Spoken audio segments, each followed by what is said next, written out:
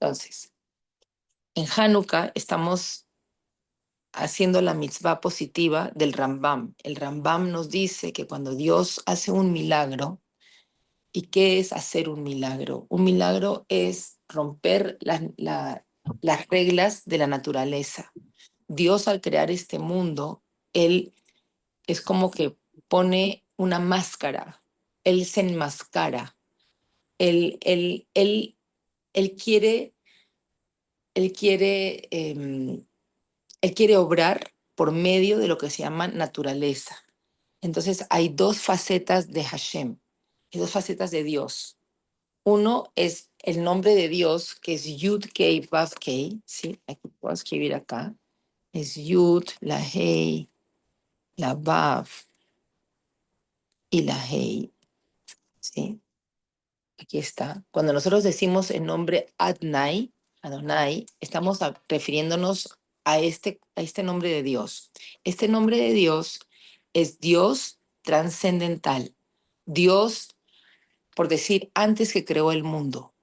De esa parte, de esa faceta de Dios, realmente nosotros no sabemos nada, ¿sí? ¿Por qué? Porque es como nosotros, los seres humanos que somos hechos en imagen de Dios, también tenemos una parte personal. Cuando uno está en la ducha, no necesito ropa. ¿Por qué? Porque estoy sola. Si uno quiere salir al mundo, me tengo que poner ropas, ¿sí?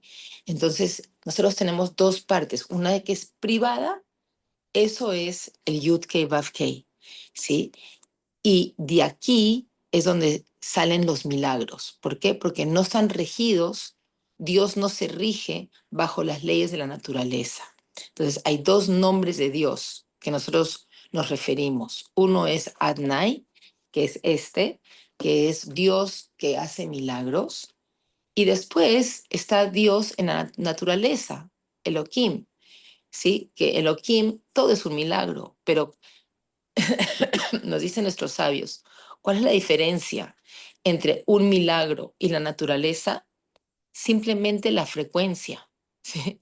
O sea, vivir es un milagro, respirar es un milagro, que el corazón funcione es un milagro, pero como pasa tan frecuente, nosotros nos olvidamos que es un milagro. Pero, anyways, estas son las dos facetas. Hay Adnai y hay Elohim. Y Elohim yo lo veo, por ejemplo, como un show de Broadway. En un show de Broadway nosotros somos la audiencia, estamos sentados en una silla y está el telón, y el telón se abre y están los actores y están actuando. Y una obra puede ser tan fuerte, puede conmovernos al punto de que uno puede llorar, sufrir, sudar, ¿sí? Eh, por las emociones que evoca eh, esta obra. Ahora, esta obra, en verdad, es una ilusión, o sea, es un cuento que nos están contando. Hay algo detrás del telón, ¿sí? ¿Y qué tal que una persona esté en su asiento y estamos tan entremetidos en esta obra que la persona, la audiencia, quiera correr y decir, no, no, no, yo quiero ver qué va a pasar en la próxima hora, yo quiero abrir el telón y ver? Claramente lo sacarían a este personaje de Broadway, o sea, nadie está permitido. Entonces, eso es lo que pasa. Lo que está detrás del telón es este Yud Kei Vav Kei, es Adnai, ¿sí? El telón, lo que nosotros estamos viendo, esta ilusión, eso es la naturaleza, eso es Elohim. Cuando hay un milagro, es que Dios rompe, es como que detrás del telón saquen la mano y pasen el telón y digan, mira, aquí estoy yo estoy acá, yo realmente estoy moviendo todas las fichas. Y por eso es algo tan fuerte, tan grande, la energía es mucho más fuerte. ¿Por qué? Porque para crear naturaleza, Dios tuvo que comprimirse. Dios se llama Tzimtzum. Es el proceso de comprimirse porque es como que una gran personalidad se tiene que arropar con unas ropas. Entonces es esa es una descripción del Tania. El Alter Rebbe, cuando escribió el Tania, se lo llevó a su amigo, creo que era el Spoiler Seider, o el Berdichev, uno de los dos, que el Spoiler para su aprobación. Y cuando lo leyó, él dijo, ¿cómo es posible que pudieses comprimir a un gran Dios en un libro tan chiquito? O sea, ¿cómo podemos? Entonces, eso es la naturaleza. Dios como que se comprime en este reloj, se comprime en este lapicero, se comprime en mí, se comprime, ¿sí? Y cuando Dios sale, por decir, de esas ropas, dice, aquí estoy y todo es posible y yo puedo hacer todos los milagros del mundo, sí que me dan a mí la gana, ¿sí? El Rambam dice, esto es tan grande, tan fuerte, tan merecedor de nosotros reconocerlo, alabarlo y, y conmemorarlo. Y cada año que este acto ocurrió, que Dios rompió este esquema, que Dios nos saludó y nos dijo, aquí estoy yo, entonces el Rambam dice, hay que celebrarlo y en grande, hay que publicarlo, hay que decir, wow, miren lo que Dios hizo por mí, ¿sí? Y eso es lo que estamos cumpliendo prendiendo las velitas de Hanukkah. Estamos conmemorando que estamos en una situación muy, muy precaria. Estaban los sirios griegos, habían conquistado Israel, oprimiendo a los judíos, no nos estaban dejando practicar el judaísmo, ¿sí? No querían que hagamos Brit Milá, no querían que hagamos Shabbat, no querían, es interesante, no les importaba si uno estudiaba Torah como algo histórico, pero lo que ellos querían era cortar este vínculo, ¿sí? Este vínculo espiritual. No, ellos Ptolomeo el segundo, él fue el que hizo la traducción de la Torá en 70 idiomas. ¿Sí? ¿Por qué? Porque él quería estudiar la Torá como los coreanos del sur. O sea, él quería estudiar la Torá como un libro que nos va a ayudar a afinar nuestro cerebro, lo cual es, el Talmud es, ¿sí? Pero no como algo que tengo un nexo que si yo estudio Shabbat voy a tener que cumplir Shabbat. Si yo estudio las leyes de Kashrut voy a tener que empezar a cumplir. O sea, este nexo espiritual, eso es lo que ellos querían cortar. Y es interesante porque ¿qué son las mitzvot? Las mitzvot nos atan. Es como nosotros somos como una marioneta que tenemos 613 pititas que nos están atando con Hashem, ¿sí? Pero las mitzvot, está en clase, Vivian. Dijeron que Estamos en Zoom. Las mitzvot, nos acercan a Dios. O sea, las mitzvot son para nosotros, no es para Dios, pero es la forma como de, no sé cómo decir, sumar puntos, juntar puntos, acercar a Sí, una mejor versión que deberíamos de ser como seres humanos. sí, sí, pero lo estás viendo solamente del punto de vista personal. Pero ¿qué pasa con el padre? ¿Qué es lo que más quiere el padre? El padre ni siquiera tiene que tener una relación de hablar con el hijo, no, el padre simplemente quiere que su hijo esté cerca de él, ¿sí? A veces cercar de él es simplemente saber que el hijo está en el camino del padre. O sea, te digo algo personal y te lo he comentado y en mis clases. Hoy en día mis hijos ya son independientes, cada uno tiene su hogar y cuando yo sé que ellos vienen un viernes y están haciendo el mismo Shabbat que yo haría en mi casa, están haciendo el mismo pan que yo haría en mi casa, están invitando gente, están poniendo una mesa de Shabbat, igual que para mí los siento cercanos. No tiene que ser físicamente, ¿sí?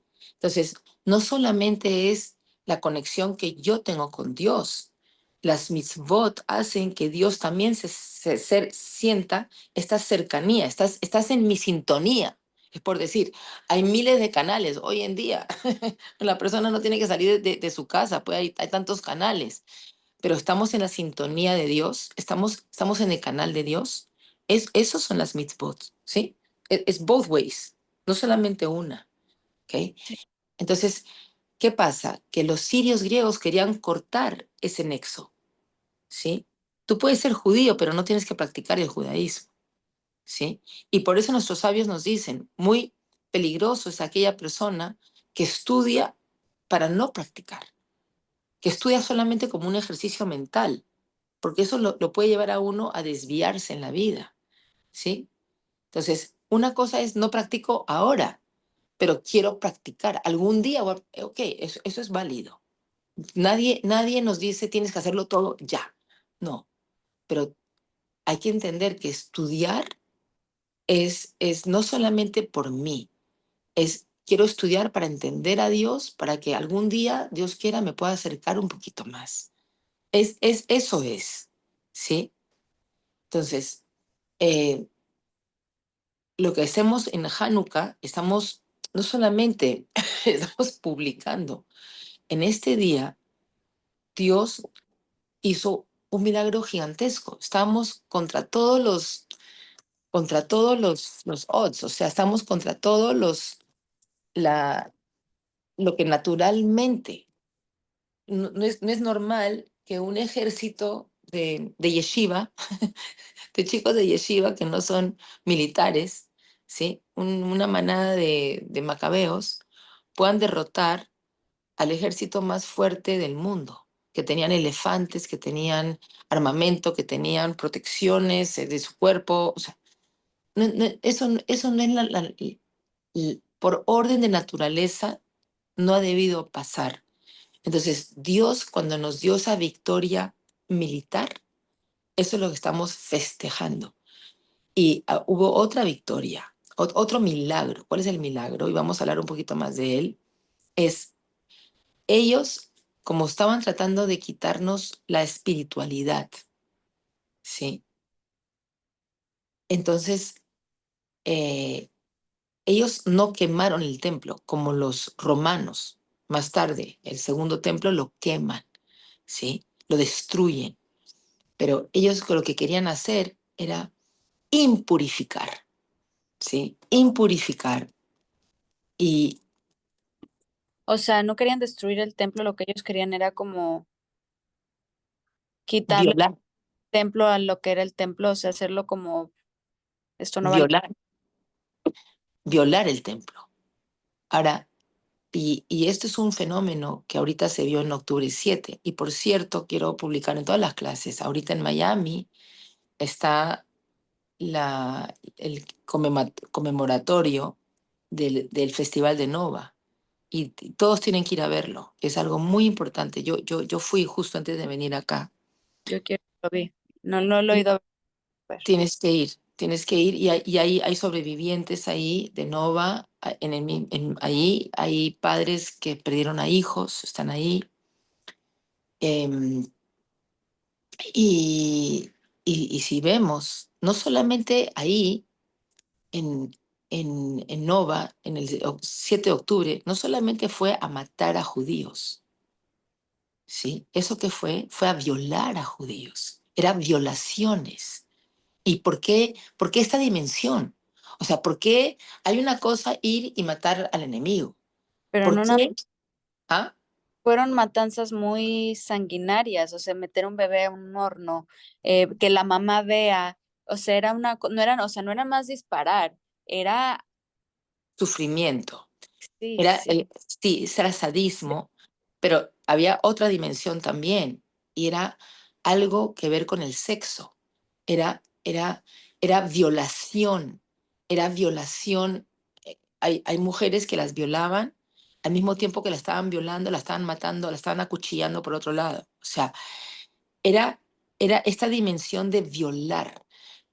Había mucho que dispararon a los genitales de la gente, ¿sí?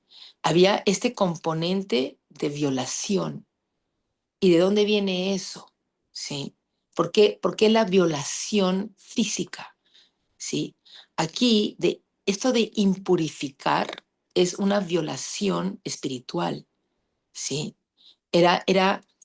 Mira, es increíble, pero ¿qué es, qué es puro y es impuro?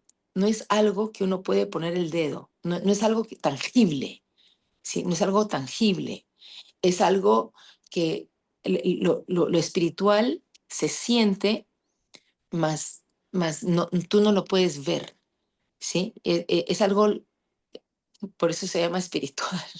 O sea, entonces es aquello que nos querían quitar, es aquello que ellos están tratando de violar dentro de nosotros, ¿sí? Y lo mismo fue con los sirios griegos. Ellos, ellos no querían matar al judío, ¿sí? Querían violar al judío, querían violar mentalmente y espiritualmente.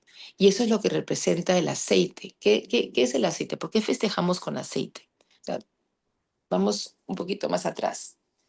El rabino Bogomirsky, en su libro, en su serie de libros, Betibar Tabam, y hemos hablado de esto en clases, él habla de dos señores. Un señor quiere hacer una montaña y el otro señor quiere hacer un hueco, un pozo. Y los dos tienen un problema. Entonces, el señor que quiere hacer una montaña tiene un problema porque no sabe de dónde sacar la tierra para hacer una montaña. El otro señor quiere excavar un hueco, ¿sí? Un pozo, pero su problema es que no sabe dónde, qué va a hacer con esa tierra que va a excavar, dónde la va a poner, ¿sí? Entonces, estos dos señores se encuentran y cada uno dice, ay, buenísimo, mira, yo voy a excavar mi hueco y la tierra que yo saco te la voy a dar a ti y tú vas a hacer una montaña. ¿Ok? Esta es la parábola que da el rabino Bogomilsky.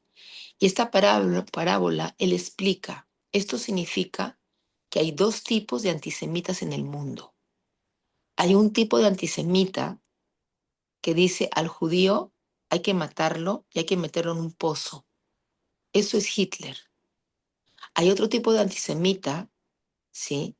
Como Hashverosh, como Napoleón, que decían al judío hay que asimilarlo, hay que invitarlo a nuestras fiestas, hay que invitarlo al gobierno, hay que volverlo parte nuestra.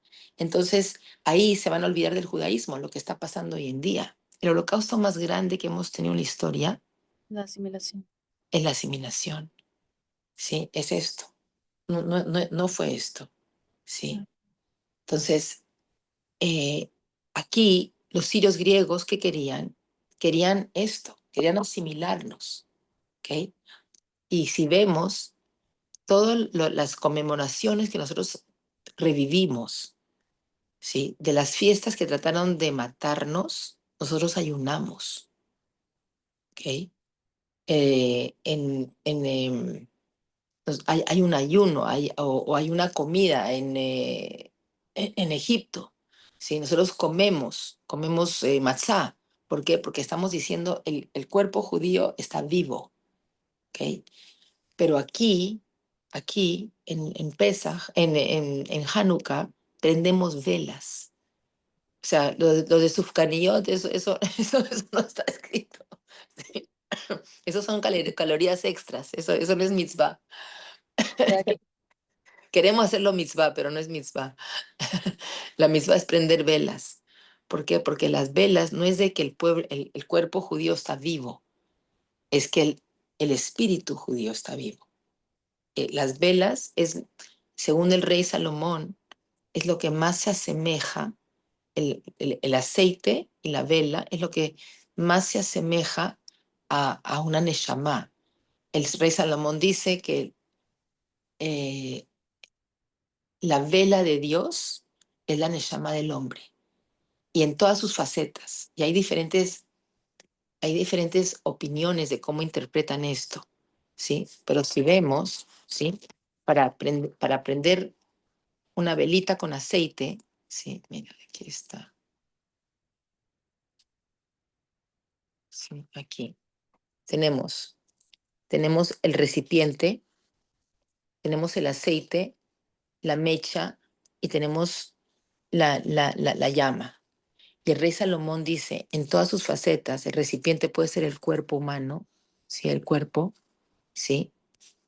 Y la mecha es la neshama, ¿sí? O puede ser también el alma animal, ¿sí? que lo usamos, lo utilizamos, ¿sí? Y aquí el aceite es el estudio de Torah o las mitzvot, perdón, el estudio de Torah, más aceite, más entiendo, más quiero hacer. Y cuando yo enciendo la mecha, cuando hago la mitzvah, doy luz al mundo, ¿sí? Esta es la luz. Entonces, es increíble porque la persona se está consumiendo, la mecha se va consumiendo, ¿sí? Para poder hacer mitzvot. Uno se desgasta para hacer mitzvot, pero no importa, porque lo más importante es iluminar el mundo. Entonces, en todas sus facetas, el aceite se, se asemeja a la neshama judía, ¿sí? Perdón, Mm. déjame tomar un poquito. Vivian, yo creo que, y me acaba de pasar apenas, conocí a un tipo que no fue, o sea, yo siento que todos, aunque no seamos educados como religiosos, tenemos algo que aunque no creciste observante, te identifica como judío, es difícil de perderlo. Sí, Entonces, nada, yo conocí a una persona que no creció religioso y cuando yo le decía, oye, pero por ejemplo, ¿te importaría casarte con alguien no judía? Y me dice, "No, la verdad, sí me gustaría casarme con una judía, no sé qué va a pasar, pero sí me gustaría tener una familia judía, sobre todo por lo que está pasando ahora en el mundo". y es bien interesante. Esto que ha pasado en el mundo ha revivido muchas de las neshamás judías, las ha despertado. ¿Y a qué? A querer brillar, a querer utilizar y a no impurificarse. 100%. A mí me contaron de un muchacho, eh, es el cuñado de una persona que yo conozco, muy, muy, muy enoviado con una chica en Inglaterra. Y cuando pasó octubre 7, él estaba apegado a al noticiero, él estaba apegado a la televisión. Y su novia, que él adoraba, le decía, ok, ok, ya viste la noticia, vámonos, vámonos que tenemos que hacer. Y decía, no, no, no, tengo que verlo. No, pero ya lo viste, ya vámonos. Y eso lo hizo darse cuenta y después llamó a su hermano en Estados Unidos y dijo, la voy a dejar.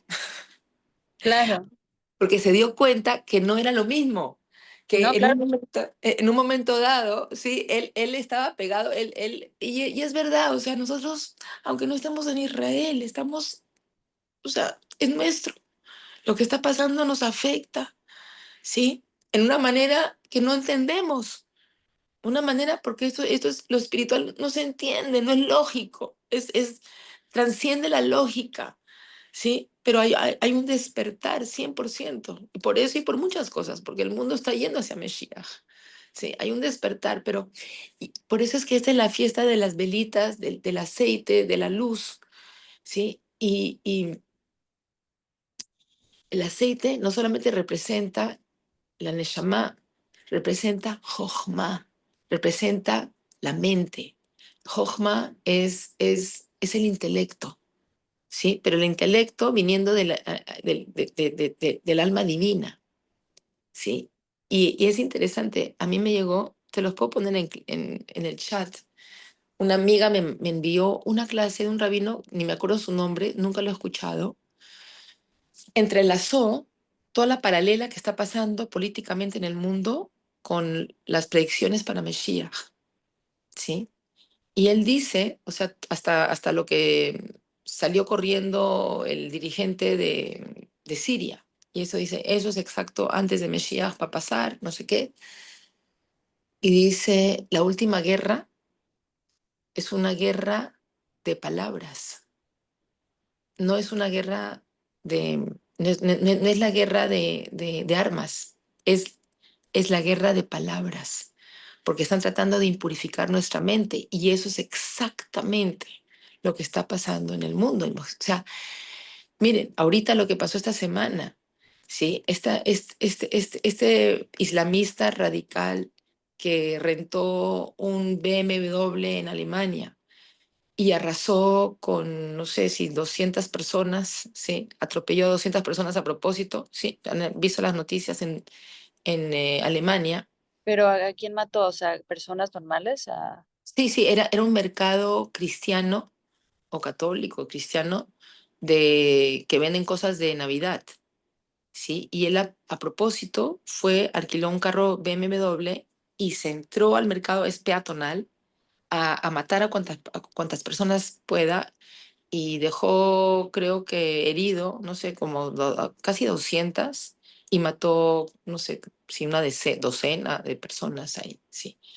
Entonces, Wow. él es un islámico radical que dejaron entrar como refugiado esta Merkel, ¿sí? A Alemania, ¿ok? Esto se sabe, pero si tú ves las noticias, y por eso las noticias están tan impuras, dicen, no, él era un ateo, ateo, ateo de la derecha. Wow. Y estás viendo reporteros en los supuestamente canales de alta reputación diciendo, él era un ateo derecha. Y por eso uno tiene que seleccionar con mucho cuidado, ¿sí? Mucho cuidado qué noticias estamos viendo, porque muchas están impuras. Y si uno busca un poquito más, vas a encontrar que él era, no, era un fundamentalista islámico, ¿sí? Entonces, la guerra que estamos luchando ahorita es la última guerra antes de Mesías, es la guerra de la mente.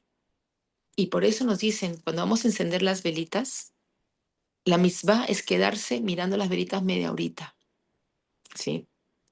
No es como Shabbat. Si uno no tiene velas para el otro día, uno puede apagarlas literalmente después de media hora, ¿sí? Y poder volverlas a encender al otro día. No es Shabbat, al menos que sea el Hanukkah de Shabbat, ¿sí? Pero la mitzvah es quedarte media hora. ¿Por qué? Porque es observarlas.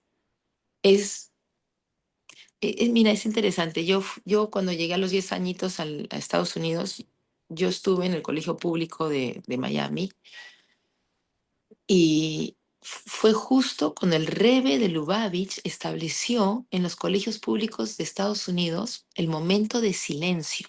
¿Por qué? Porque en Estados Unidos hay una separación entre Estado y religión, ¿ok? Al punto de, o sea, al punto de, tristemente, sacaron todo tipo de creencia en Dios en los colegios. Pero entonces, ¿qué pasa cuando sacas a Dios de los colegios? Hay un vacío. Y ese vacío es la ley en física es que la naturaleza detesta un vacío. Siempre se va a llenar de algo. Entonces, tú puedes sacar a Dios de los colegios, pero eso no significa que entonces ahora va a entrar otros conceptos completamente erróneos como están entrando hoy en día, ¿sí? Y es ahí donde están atacando. Están atacando a los niños, a los colegios, a las universidades, al intelecto. Entonces, el Rebbe estableció que haya un minuto de silencio en los colegios. ¿Para qué? Y yo era partícipe de eso. O sea, yo tenía 10 añitos y en el colegio público, me acuerdo, cantábamos el himno nacional y luego, por todo era parte de la televisión pública, ahí nos pasaban, y era un minuto de silencio. Pero ¿cómo el Reble logró implementar eso en los colegios? Era tan... El Rebe fue muy poderoso al nivel de gobierno acá porque él ayudó, él era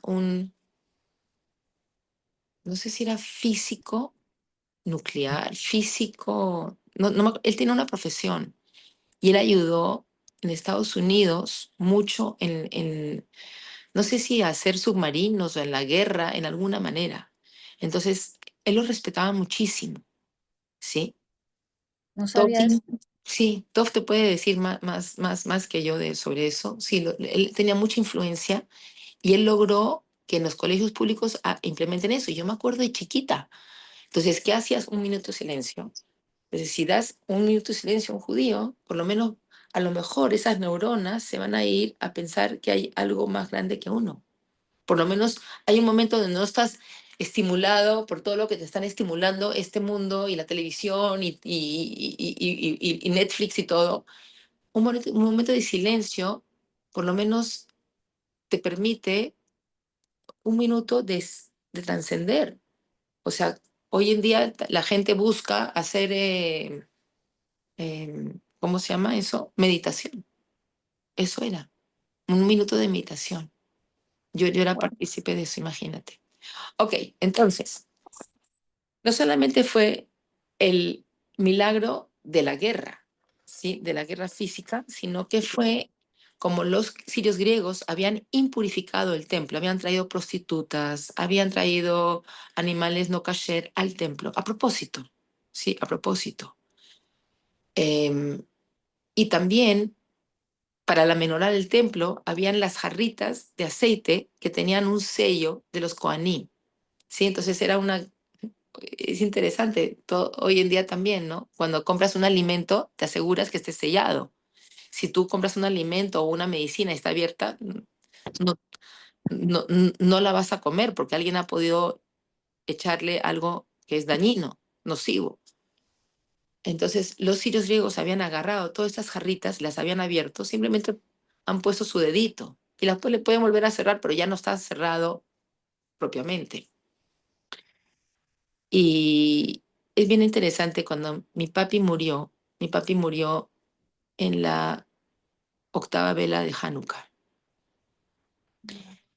Y encendimos la última vela al lado de su dormitorio, donde él estaba, y después de encender la vela, unos minutos después, él falleció. Y como era Hanukkah cuando lo enterramos, yo hablé de esto, de lo que voy a decir ahorita. Y no requería el Kohen Gadol para hacer el aceite para usarlo en la menorá del templo. ¿Ok?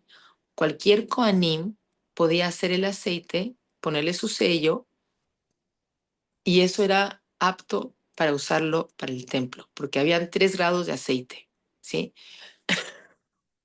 Perdón. Sí.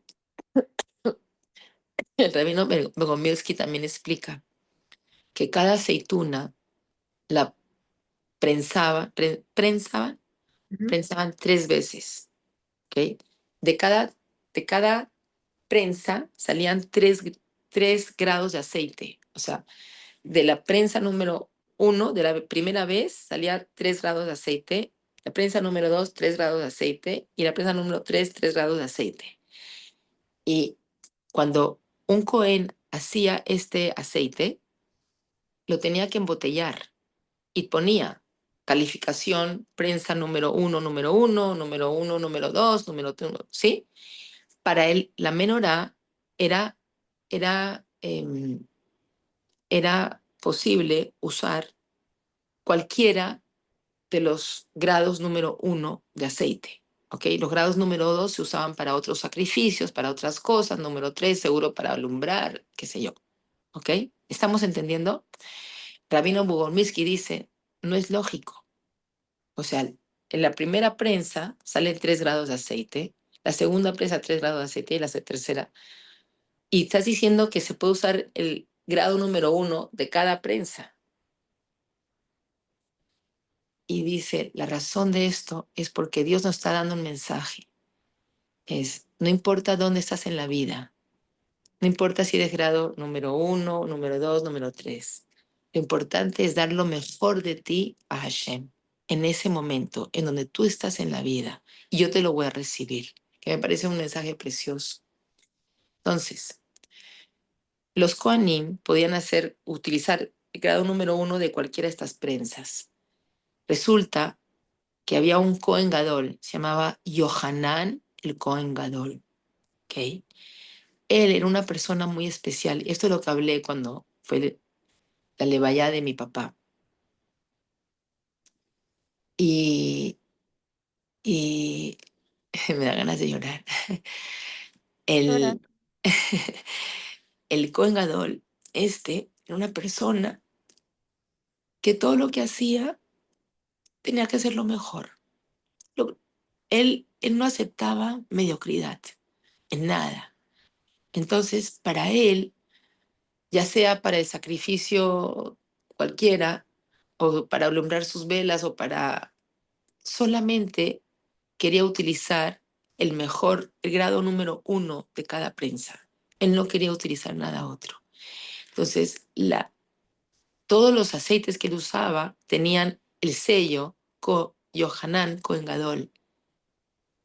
Esa es la jarrita que los macabeos encontraron, porque cuando entraron al templo y lo pudieron rededicar y todo el aceite estaba impuro, no apto para usarlo, ¿sí?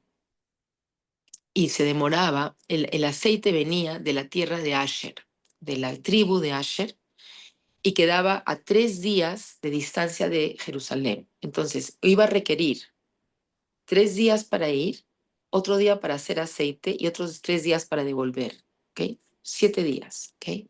7 días, 7 días. Entonces, el aceite que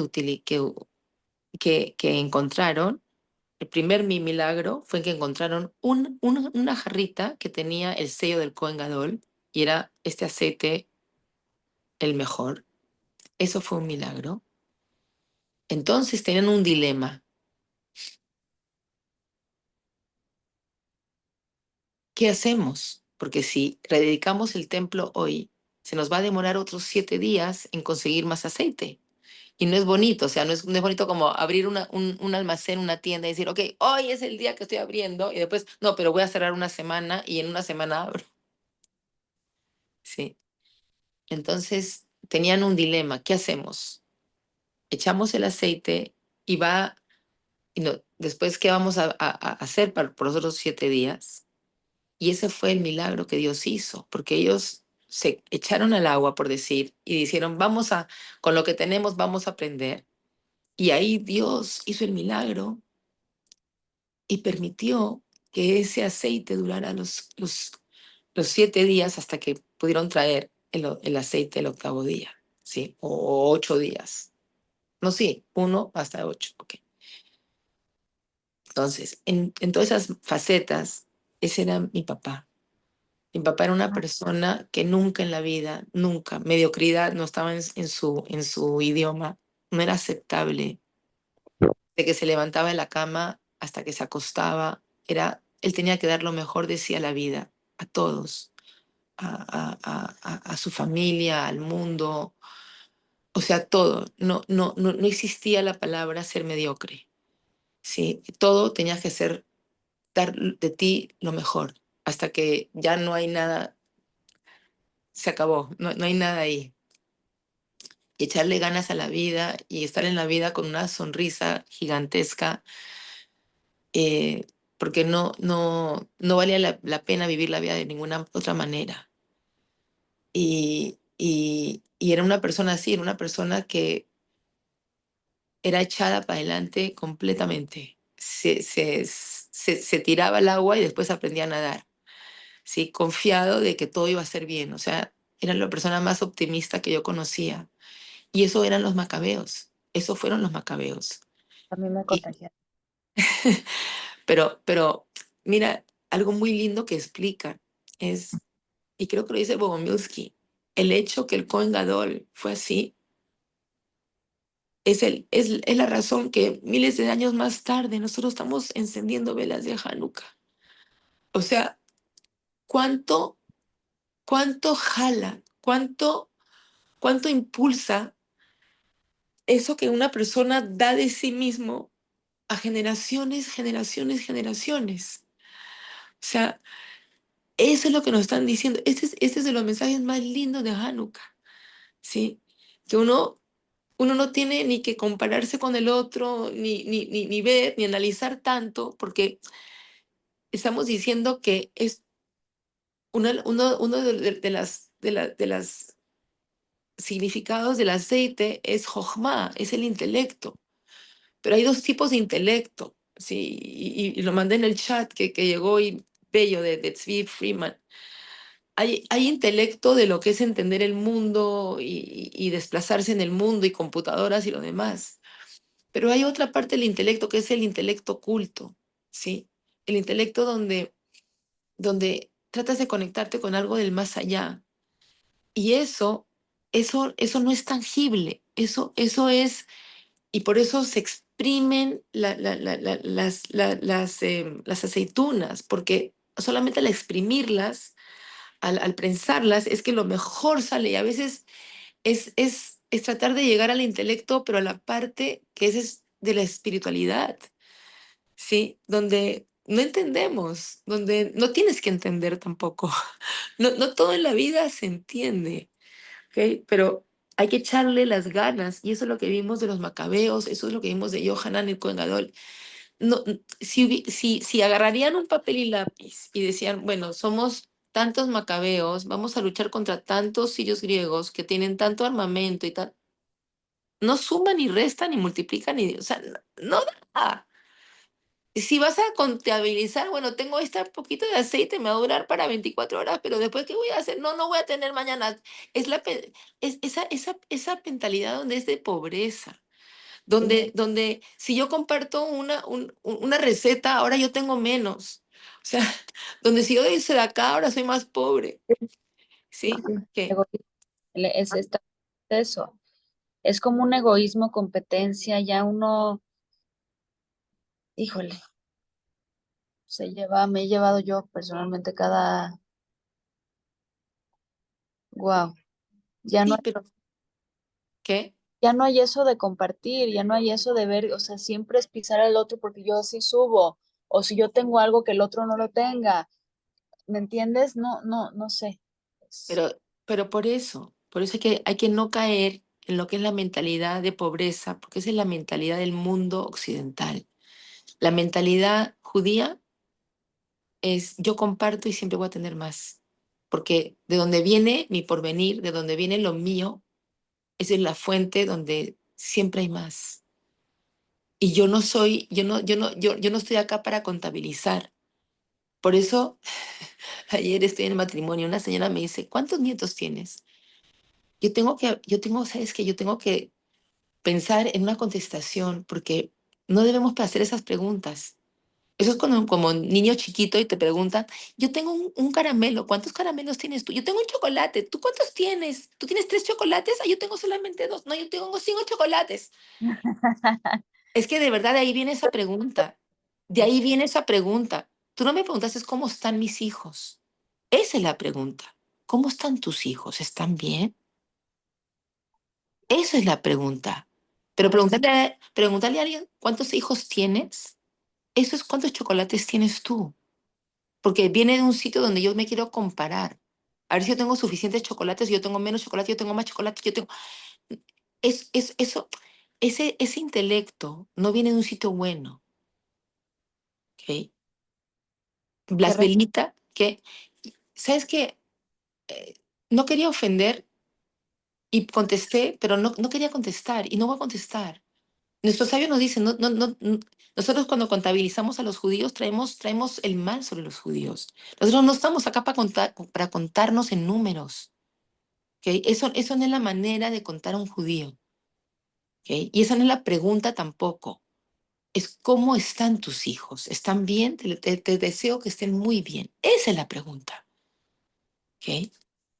Pero bueno, entonces, salimos un poquito. bueno, Eh, ah, son ejemplos de la vida. sí. Entonces, tenemos la historia de Holofernes y Yael.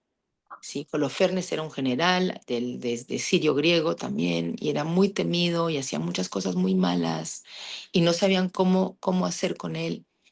Y a él, la esposa de un general, ¿sí? Una vez Holofernes estaba en campo de batalla, estaba muy agotado, y entró justo, estaba pasando por la carpa de Yael, y a él, una mujer muy fuerte, con personalidad.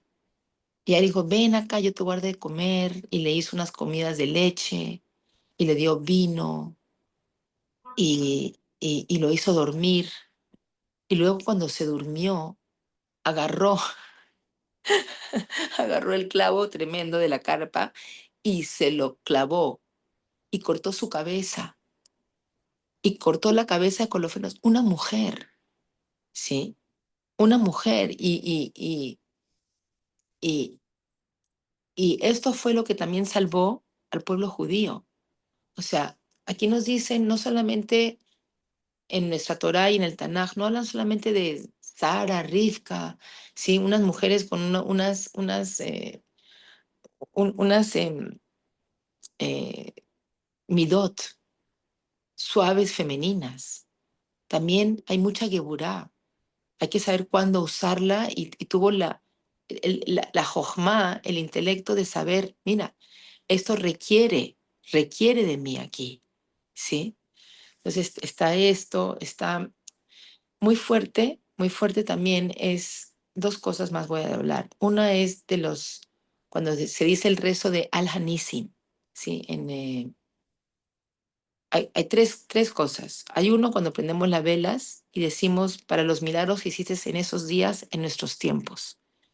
Entonces, estamos diciendo, no solamente estamos recordando el milagro, estamos reviviendo, porque nuestro calendario es una espiral ascendiente y cada vez que pasamos por esa misma fecha, estamos reviviendo estas mismas energías y estamos diciéndole a Hashem, hoy más que nunca, esos milagros que has hecho en esos tiempos, tienes que volverlos a hacer hoy en día. Nosotros necesitamos esos milagros ahorita, ¿sí? Pero si vemos en el Ahanisim, que está en la Midá, habla de la guerra entre los puros e impuros. Y los puros e impuros no está hablando entre los judíos y los goim, está hablando entre los mismos judíos. Los judíos que se quedaron piadosos, fieles a la Torá, y los judíos helenistas que se habían asimilado. Había una guerra entre nosotros, como lo que está habiendo hoy en día, ¿sí? Judíos que se han asimilado mentalmente, espiritualmente corrompido, ¿sí? Aún entre hermanos. Y es muy, muy triste, pero eso es lo que está pasando hoy en día. Entonces, por último, sabemos que entre Hillel y Shammai, los dos sabios de la Torá, del Talmud, que siempre Hillel representa Gesed, el lado de interpretar la Torá con caridad, y Shammai representa con dureza, con geburá. Entonces, para las velas de Hanukkah, Shammai decía, el aceite, ¿sí? Una jarrita había en su máxima potencia el primer día. De ahí estaba consumiéndose. Entonces deberíamos prender 8 velas el primer día y de ahí disminuir cada día un poquito menos. Y Gilel dice, no, al revés. Deberíamos prender una vela el primer día y ahí ascendiendo. ¿Por qué? Porque el milagro fue creciendo cada día, ¿sí? Más milagro que duró un segundo, tercero, otro. Sabemos que encendemos las velas como Hillel y no como Shammai. Y una de las razones es porque en espiritualidad uno siempre tiene que estar creciendo. La naturaleza de espiritualidad es que siempre está dando más, más, más. Y en espiritualidad, ¿ves? Por eso es completamente en contraste con la cultura occidental, donde cree que si yo doy, voy a tener menos. Al revés, es como la mamá que amamanta al bebé. Cuanto más leche da, ¿qué pasa? Más leche tiene. Menos leche da, menos tiene. Y si no da nada, se le seca. ¿No es increíble? Pero Sí. eso es Dios. Eso es Dios. ¿Sí? Ya van a empezar la próxima clase. Ya entró el rabino. Ok. Entonces, eso es la razón que encendemos una velita más cada día, porque en espiritualidad siempre estamos creciendo. Como la persona que enciende velas de Shabbat, si una persona se acostumbra a prender 2 velas de Shabbat, siempre puede incrementar. Prender más velas es traer más luz al mundo. Luz siempre podemos traer, pero nunca, nunca, nunca disminuir. Como una señora de la comunidad, una vez le dijo a su esposo, ella vivía en un apartamentito y el esposo se quería mudar a Bar Harbor.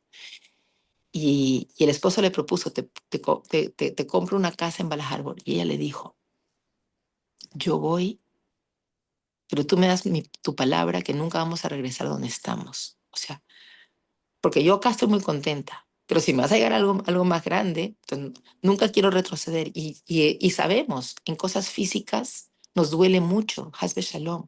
Siempre queremos incrementar, siempre queremos mejor y más, pero lo mismo tenemos que hacer en lo espiritual.